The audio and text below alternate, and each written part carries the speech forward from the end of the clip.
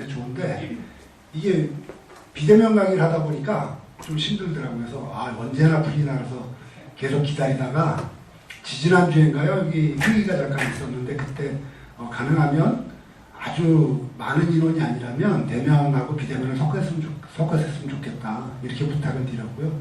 지금 그렇게 하고 있습니다. 이제 오늘 첫 날이죠. 저희들도 좋대요. 그러니까요.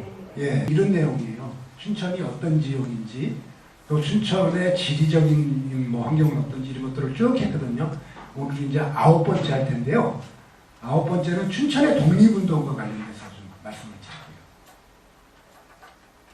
드릴게요. 춘천의 독립운동 앞에도 이제 좀 나왔었기 때문에 제가 이게 독립운동, 만세운동의 진인을 이 문제를 이야기했는데 이게 무슨 얘기냐면 춘천에서는 지금까지 많은 분들이 전해 내려오는 이야기로 1919년 3월 1일 날 3.1 만세운동이 일어나잖아요. 이 1919년이 고종이 돌아가시던 해예요. 우리나라 26대 조선 26대 임금이 이제 고종 황제잖아요. 고종 황제가 1월 21일 날 돌아가셔요. 1월 21일 날 돌아가시고 이분의 장례일이 3월 3일이에요. 그러니까 한 달을 훨씬 넘게 지나서 장사를 지내는 거죠. 3.1운동이 바로 요거 때문에 일어나요. 고종 장례를 3월 3일 날 서울에서 지내니까 전국에서 유생들이 서울로 몰릴 거 아니에요. 그때를 기해서 만세운동을 준비를 하는 거예요. 어쨌든 간에 3월 달에 이제 3월 1일 날 서울에서 만세운동이 일어났어요. 그래서 이게 전국적으로 막 퍼져나간단 말이에요. 왜냐하면 서울에 고종 장례를 지내러 갔던 사람들이 서울에서 만세운동 막 부르는 걸 보고 왔잖아요. 그리고 유인물 같은 걸 막 뿌려있고 그랬기 때문에 그걸 갖고 이제 내려와요. 내려와서 이제 전국적으로 만세운동을 하기 시작하거든요. 춘천은 3월 4일 날 만세운동을 준비하다가 못했어요. 왜 못했냐면 두 사람이 서울에 가서 서울이 아니라 철원이죠. 철원에 가서 독립선언서를 150장을 갖고 왔어요. 이걸 이제 뿌리려고. 내일부터 뿌리려고 했는데 와서 지금 요선동 있잖아요. 요선동에 있는 여인숙에 이제 묵었어요. 묵으면서 혹시 이게 뺏길까봐 경찰들한테 걸릴까봐 여인숙 앞에 땅속에다가 독립선언을 묻었어요. 근데 밤에 자다가 일본 순경들한테 잡혔단 말이에요. 두 사람이죠. 잡히니까 막 다그쳤을 거 아니에요. 결국은 어디다 묻었다고 얘기하는 바람에 그걸 다 뺏겼죠. 그래서 못했어요. 그러다가 공식적으로는 3월 28일 날 만세운동을 처음으로 춘천이 하는데요. 이 진위 문제라고 하는 이유가 그거예요. 여기 보면 맨 위에 보면 3월 10일부터 3월 28일까지 만세 시위로 30에서 80명이 참여했다 이렇게 나오거든요. 이게 공식 기록이에요. 국사편찬위원회에 나오는. 근데 춘천에서 전해져 내려오는 이야기로는 3.1 만세운동 때 춘천에 수천 명의 군중이 소양강변에 모여서 만세를 부르고 이랬다 이런 얘기를 해요. 근데 그거는 전혀 근거가 없는 이야기죠. 왜 이런 말씀드려요? 역사는 사실을 기록하는 거고 사실을 전해야 되거든요. 그래서 이제 이런 말씀을 드리는 거고요. 이 당시 보면 이게 이제 이 당시에 강원도 장관이 지금은 도지사지만 일제강점기 때는 강원도 장관이거든요. 이 초대 장관이 이규안이라는 사람이죠. 저기 후평동 가면 봉이산 뒷자락에 보면 동산 아파트라고 있는데 그 뒤에 보면 한옥이 하나, 옛날 한옥이 하나 있어요. 오정희 소설가가 쓴 큰 우물집이라는 그 소설에 보면 나오는 연당집이라는 건데 그 집이 이규안이 살던 집이에요. 지금도 남아있어요. 2층 집인데. 그리고 앞에 느티나무가 큰 게 하나 있죠. 그 사람이 초대 장관이었었고 이 당시에 3.1 만세운동을 당시에 장관이 원응상이라는 사람이었었는데 이 사람이 이제 강원도 내에서 만세를 부르는 걸 다 보고를 하잖아요. 중앙에. 이 당시엔 전화가 있거든요. 전화가 처음 춘천에 들어온 게 1896년에 들어왔어요. 이 해가 강원도청이 춘천에 생긴 해기도 해요. 이때 전화가 들어와요. 그러니까 전화로 연락을 하는 거예요. 그래서 전보를 친다 그러죠, 옛날에. 전화로 연락을 하면 이걸 이제 문자로 바꿔서 주는 걸 전보라고 하잖아요. 이 전보 내용에 보면 여기 쭉 나와요. 양양이 10번을 했고 평강 통천 7번, 홍천 8번, 기마 2번, 이천 3번, 양구 2번, 원주 3번, 행성 2번, 철원, 삼척, 울진, 간성 각 한 번씩 했다. 그래서 전체 37번의 만세운동이 있었다. 이걸 보고했단 말이에요. 근데 이 장관이 전화로 보고한 내용에는 춘천이 안 나와요. 근데 일본 헌병들이 이쪽에서 있었던 사건을 적어놓은 기록이 소요사건 관계 처리라는 게 있는데 이거에 보면 3월 28일 날 춘천에서 만세운동을 불렀다 이렇게 나와요. 그보다 앞서서 춘천에서 만세운동을 불렀던 곳이 바로 신북입니다. 북산이죠, 북산. 청평리에서 3월 27일 날 춘천의 첫 만세운동이 일어나요. 그래서 이런 기록들이 있다는 거죠. 그럼 선생님, 네. 조각공원에 가면 차 누군가 그 3.1운동한 사람? 차상찬. 예. 그분은 3.1운동에 만세운동을 하신 분이 아니고요. 예. 그분은 그러니까 언론인이에요. 아. 개벽이라는 잡지를 만들었고, 소년, 별권군 이런 그 다음에 역사서라고 조선사회사라는 역사서를 쓰고 계신 분인데 이분이 왜 독립운동가라고 이야기를 하냐면 일본 사람들이 이 차상찬이라는 분이 글을 쓰는 게 조선 사람들한테 이 애국심을 불어넣어주는 그런 글을 쓰거든요. 그러니까 일본인들이 출판을 못하게 해요. 그래서 차상찬이 쓴 책들이 출판 금지가 된 게 100번이에요. 그러니까 평생을 출판 금지를 당하신 분이에요. 그리고 그분이 가명으로, 그러니까 자기 이름으로 쓰면 출판 금지가 되니까 가명으로 막 쓰거든요. 그분의 가명이 30개가 넘는 거예요. 그래서 많은 글을 썼던 분이죠. 그래서 그분을 독립운동가라고 얘기하는 거예요. 요거는 이제 춘천의 만세운동을 쭉 기록한 건데요. 3월 1일부터 쭉 이렇게 이제 1919년 11월까지 쭉 나와요. 근데 요게 전체 기록이 그동안 춘천에서 알려졌던 만세운동과 관련된 독립운동 기록이라고 하는데 이렇게 기록 없음. 이게 무슨 얘기예요? 공식적인 기록이 없는 내용. 그래서 이런 것들은 정확하게 했다고 보기 어렵다. 제가 지금 드리는 말씀은 춘천은 왜 만세운동 안 했다고 비판하냐 이제 이렇게 들릴 수 있는데요. 그 이유를 나중에 설명을 드릴 거예요. 요거는 각 지역에 만세운동한 숫자를 쭉 정리하는 건데요. 재밌는 게 보면 춘천은 전체 인원이 30에서 80이죠. 이게 공식적인 기록이에요. 이 밑에 있는 거 이게 다 공식적인 기록이거든요. 원주가 1080에서 2350명까지 되고 강릉이 이 정도 되고 많은 데가 양양이죠. 양양은 만세운동을 굉장히 많이 했어요. 그리고 양양은 굉장히 치열하게 했고 여기 뭐 4,500명이 있고요. 철원도 많이 했고 재밌는 건 화천이에요.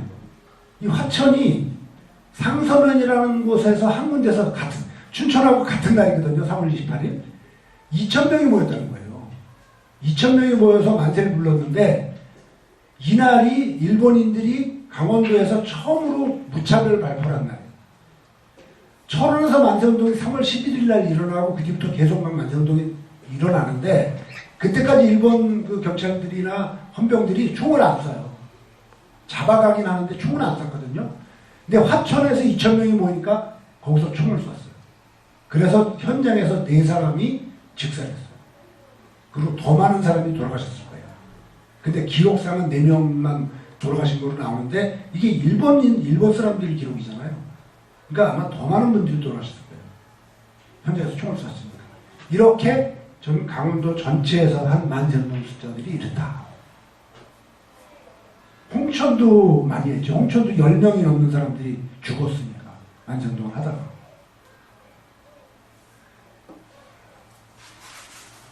자, 춘천 항일 독립운동의 평가하고 과제가 있는데요. 평가는 아까 제가 말씀드렸던 것처럼 우리가 지금까지 알고 있었던 사실보다는 굉장히 적게 만세운동을 불렀다는 걸 알 수 있어요. 그럼 이걸 어떻게 해석할 거냐, 어떻게 봐야 될 거냐 문제가 있는 있거든요. 그래서 이제 과제라고 하는 건데, 춘천에서는 만세운동을 하기가 어려웠던 문제가 있어요. 첫 번째는 3.1 만세운동을 하기 전에 춘천은 이미 독립운동이 그 전부터 있었잖아요. 만세운동은 아니지만 의병이 있었잖아요. 1896년에 그때가 을미년이거든요. 을미년에 만세운동이 일어나는데 음력으로 을미년이고 양력으로 을미년이 아니에요. 1895년이 을미년이거든요. 양력으로는 1896년이고 음력으로는 1895년이에요. 12월달, 음력으로 12월달, 양력으로 1월달에 처음으로 의병이 일어났기 때문에. 그래서 보통 우리가 을미의병 이렇게 얘기하고 1896년 얘기하는데 음력으로 따지면 1895년이죠. 이때 2,000명이 넘는 사람들이 동원돼서 화승총을 가지고 싸우기도 했고, 농기구를 갖고, 새스랑, 이런 거 갖고 일본 사람들하고 싸운 거예요. 그러다 보니까 많은 사람들이 또 돌아가셨을 거 아니에요. 그러고 나서 계속 의병 활동을 하다가 일본군 탄압이 심해지니까 이분들이 어디 가냐면 만주로 가요. 굉장히 많은 사람들이 만주로 가죠. 의암 유인석 선생, 습제 이소홍 선생, 항화 유중학 선생, 이런 지도자 것들이 전부 만주로 가버린단 말이에요. 일본군을 피해서. 그러다 보니까 춘천엔 지도자가 없는 거예요. 만세운동을 할 수 있는 지도자가 없었던 거죠. 거기다가 1907년에 이때가 이제 더 심해지는데, 1907년은, 1896년은 사실상 따지고는 일본하고 관계가 없는 해잖아요. 왜냐면, 한일 강제병합이 일어난 해가 1910년이거든요. 그러면 16년 전인데, 14년 전인데, 무슨 독립운동이 있어요. 일본하고 합방되기 전인데. 근데, 1896년부터 이미 일본인들이 춘천을 다 장악을 해요. 이 전화가지가 그때 1896년에 들어왔다 그랬죠? 이때 일본인들이 다 들어온 거예요. 그러고 나서 1907년이 됐을 때는 왜 이게 독립운동이라고 얘기했냐면 1905년에 을사늑약이 맺어지잖아요. 강제로 맺어지잖아요. 고종이 도장도 안 찍었는데 일본인들이 지들이 갖다 도장 찍었다고 하고 강제 병합을 해버리게 돼요. 을사늑약을 맺게 돼요. 거기다가 민비를 그 전에 시해가 됐지만 민비 시해 사건이 있었고요. 그 다음에 대한제국 군대를 해산을 해요.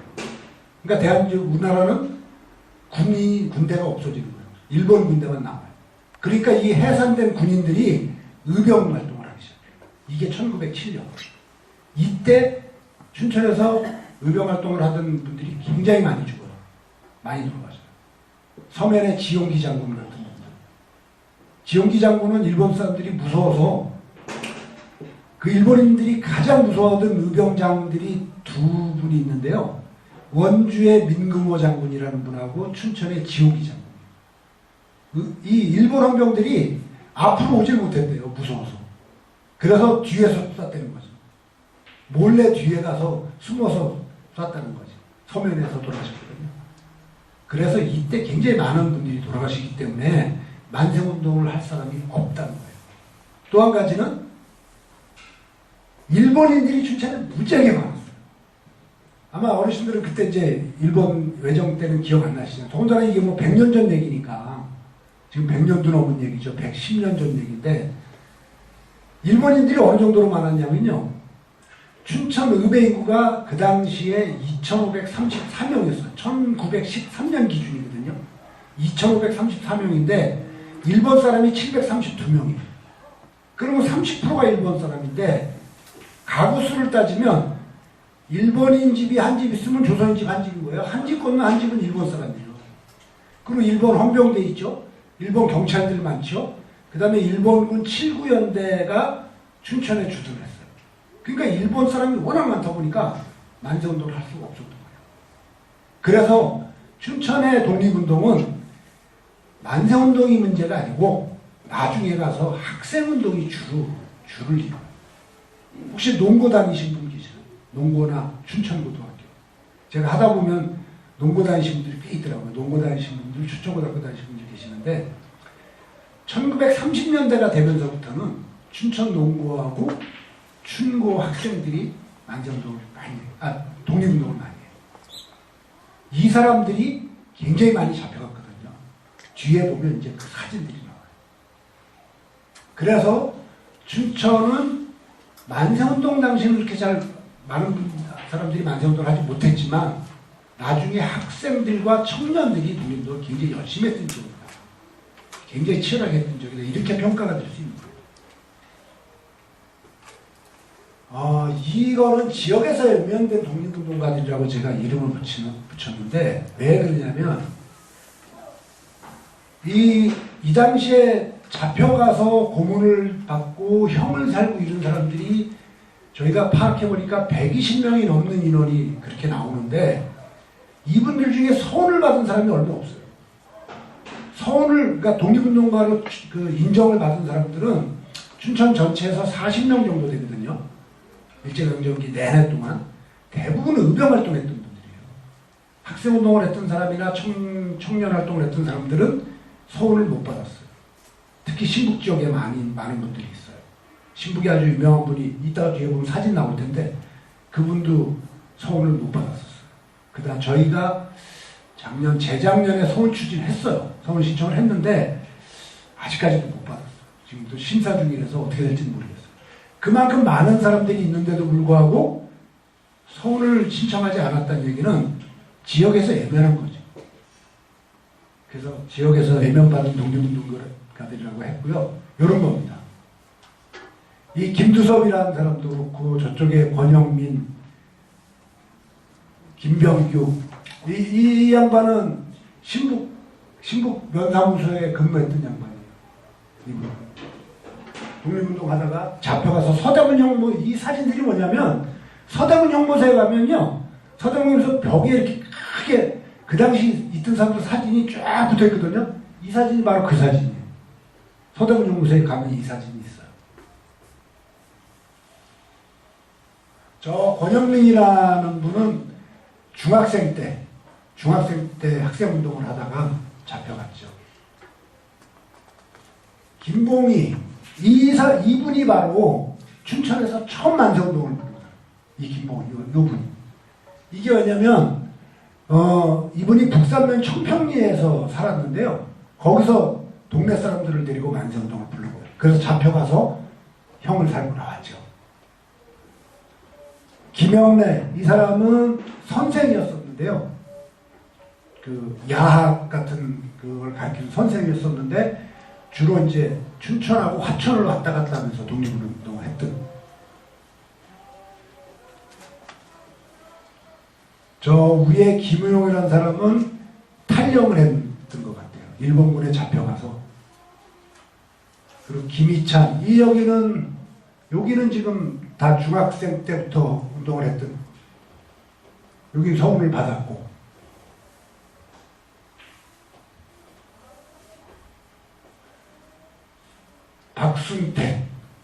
박순택 이분이 신북 사람이에요.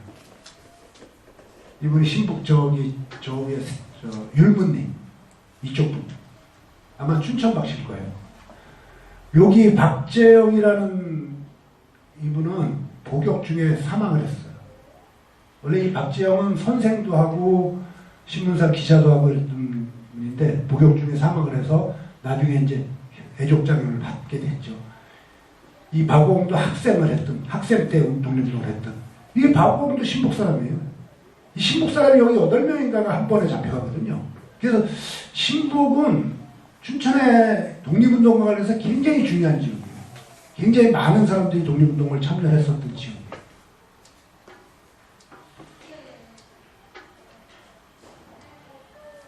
이 박유덕이라는 사람을 저희가 지금 굉장히 주목하고 있고 계속 서울 시청을 해놨는데 아직 결정이 안 나고 있는데 이 사람은 태어난 곳이 어디냐면 여기 그 우두 가다 보면 왜 솔밭 있죠? 우두에 신금솔밭이라고 해서 그 논 가운데 큰 소나무들이 있는 데 있잖아요. 그 바로 안에가 이제 마장리라고 하는데요. 옛날에 마장리를 했어요. 예, 마장리에서 태어난 분인데 이 양반이 그 1919년도에 저기 그 지금 약사동에 보면 지금 그 아파트 높게 쓴 아파트 있어요. 약사동에 옛날에 약사 아파트 자리에 아파트 쓴 자리. 그 자리가 옛날 형무소 자리거든요. 일제강점기 때 거기가 서대문 감옥의 춘천 분원이 거기 있었어요. 거기에 교도관으로 있었어요, 이 사람이. 그 당시에. 근데 저희가 조사해 보니까 이 사람은 교도관 자체를 위장으로 들어간 것 같아요. 아니, 독립운동을 하려고 작정을 하고 들어가는 사람 같은데, 3.1 만세운동 때 춘천에서 많은 사람들이 막 잡혀왔을 거 아니에요? 20명 정도가 잡혀오는데, 그게 이제 만세운동 부를 당시가 아니고 11월쯤 되는데, 가을에 이제 뭐 기독교 중심으로 막 그 독립운동을 하겠다고 하는 게 막 생기거든요. 그때 20명이 넘는 사람이 잡혀왔는데, 이 사람이 다 풀어주고 만주로 도망을 갔어요. 잡혀온 사람들 다 풀어주고 만주로 도망을 갔는데, 만주에서 굉장히 유명한 사람이죠. 굉장히 유명하게 활동을 했고, 그 도산 안창호 선생하고 같이 어깨를 나란히 할 정도로 했던 사람이니까, 도산 안창호 선생이 이 사람을 만나러 만주로 가요. 우리 같이 합쳐서 힘을 합쳐서 만세운동을 하자. 그게 뭐냐면 전만 그 민족 그 동맹 이거거든요. 그게 뭐냐면 그 만주 전체에 사는 조선인들을 모아서 우리가 독립운동을 하자는 게 안창호 선생이 이제 그걸 하게 되는데, 그때 이 양반을 찾아가요. 근데 이 사람이 1938년까지는 행적이 나오는데 그 이후에 행적이 안 나타나요. 아마도 이 양반은 북한으로 갔으면 거의 김일성급이었을 거예요. 사회주의 계열 독립운동을 했었기 때문에. 이 양반에 대한 일화가 굉장히 많은데요. 일본 사람들이 이 박유덕을 잡으려고 그렇게 애를 쓰는데 잡질 못해요. 이 양반이 왜냐면 춘천서도 활동을 하고 합천서도 활동을 하고 서울서도 활동하고 뭐 전국을 다니거든요. 근데 그 당시 일본 사람들이 쓴 기록에 보면 어떤 내용이 나오냐면, 이 양반은 차를 한 번도 탄 적이 없대요. 전국을 걸어 다녔대요. 그리고 서울에서 여수를 이틀 반 만에 간대요. 그래서 일본인들이 써놨어요. 서울에서 여수가 천리잖아요. 천리가 넘거든요. 그걸 이틀 반 만에 간다는 거죠. 그러면서 축지법을 쓴다고까지 얘기를 할 정도로 얘기했던, 키가 작아요. 키가 작은데 원래는 굉장히 왜소한 체격인데 지금 얼굴 보면 부었죠. 고문을 받아서 저렇게.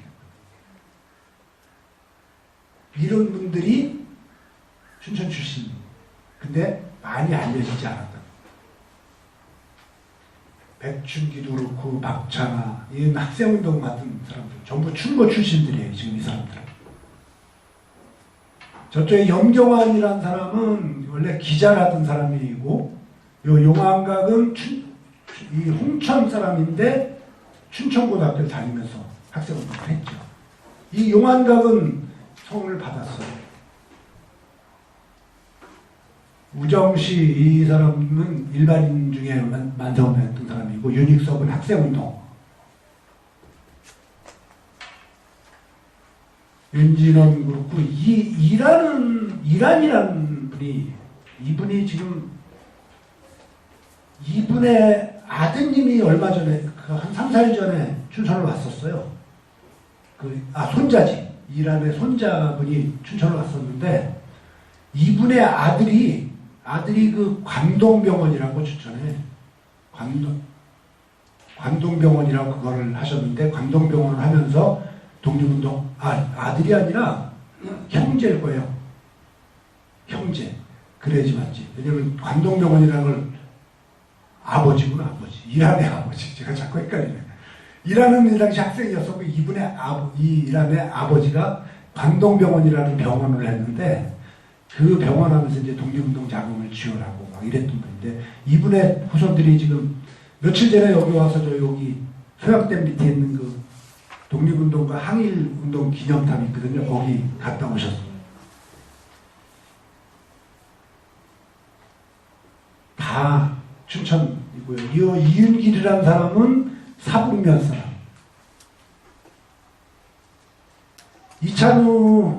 이찬우는 혹시 이찬우라고 이름 못 들어보셨나요? 이찬우 선생이라고. 요 두 분이 다 신북 출신이에요. 신북 출신이고 저 이찬우 저분은 국회의원을 했어요. 국회의원 나중에 국회의원까지 했어요. 지금 신북이 고향이고 여기 신북에서 거의 한 90 되신 분들은 저분을 기억하셔요.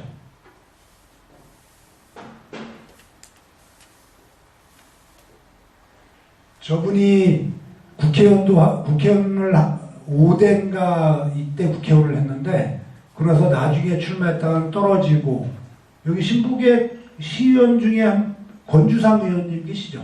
네. 권주상 의원님 아버지하고 같이 국회의원 선거에 나갔던 양반이 이창호예요. 권주상 의원 아버지가 권의준이라는 분이거든요. 그 권주상 의원 아버님이 이 당시에 춘천고등학교를 다녔어요. 춘천고등학교 다니면서 학생운동도 하고 그랬는데 그 권주상 의원 아버님이 이 이찬호 씨하고 같이 선거에 나갔다가 이찬호 씨는 되고 그 권주상 의원 아버지는 떨어지고 이랬던 그러니까 같은 이 세대들인 거죠.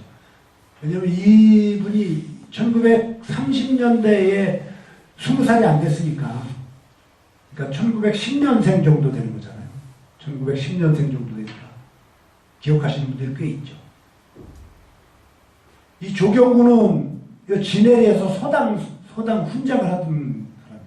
훈장을 하면서 독립운동을 하다가 잡혀갔는데 왜 이게 신북 사람들이 많이 잡혔냐면요. 신북이 일제강점기 때도 굉장히 잘 사는 지역 중에 하나예요. 춘천에서. 여기 지금 보면 이 샘밭들이 넓잖아요. 그래서 여기는 그래도 부자들이 많았던 동네거든요. 그래서 여기 있는 신북 출신들이 농고하고 춘천고등학교에 많이 가요. 그래서 그 사람들이 주로 학생운동을 했고요. 또 한 가지는 오정청년회라는 곳이에요. 오정청년회. 여기 어디냐면 이군단 앞에 가면 그 막국수집 하나 있죠. 유명한 막국수집 하나 있잖아요. 뭐 오수물 막국수가 뭐 있죠.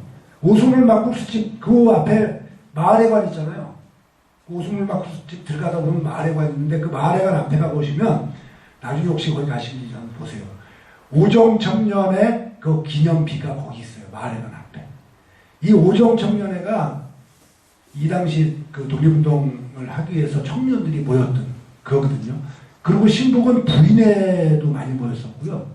여기는 그 다음에 협동조합 운동도 이쪽에서 일어나고 그래서 신북에서는 굉장히 많은 분들이 독립운동을 하기 위해서 애를 썼어요. 근데 그분들을 우리가 제대로 서운을 받게 해주지도 못했고 그래서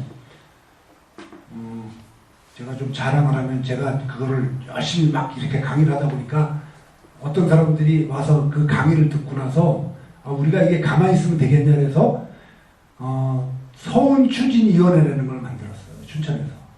그래서 신문사들하고 같이 하고 제가 이제 서운추진위원회 그 연구 부분을 맡고 해서 지금 한 20명, 지금 거의 30명을 서운 추진했거든요. 그 된 사람은 지금 11명인가가 또 서운을 받았죠. 그래서 이제 앞으로 이런 분들 중에 못 받으신 분들은 다 서운을 받을 수 있도록 하려고 노력을 하고 있는데 후손들을 찾는 게 쉽지 않아서 그렇게 만만치는 않더라고요. 이 사람들은 둘이 남매예요. 누나거든요. 이 누나는 서울에서 배화여고를 다녔는데 배화여고를 할 때 3월 1일 날 난성운동을 하다 잡혔어요. 그래서 이 징역 2호를 받고 집행유예 2년을 받았는데 이 누나는 서운을 받았는데 이 동생은 못 받았어요. 똑같이 했는데 이 동생은 중국에서 체포가 됐거든요. 중국에서 이 남경이니까 베이징이잖아요. 지금 이쪽에. 거기서 체포가 돼서 징역 2년을 받았는데 서운이 안 됐어요. 그래서 저희가 서운 신청을 했는데 웬일인지 모르게 안 돼요. 계속 조사 중이라고 나오거든요. 아마도 북한하고 연관이 있는 것 같아요. 이분.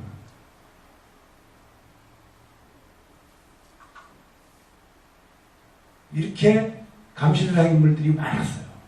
많았는데 우리가 다 그렇게 서울도 추진하게 못했고 이렇다는 거죠. 그래서 아마 시간이 좀 지났을 것 같은데, 그죠? 네.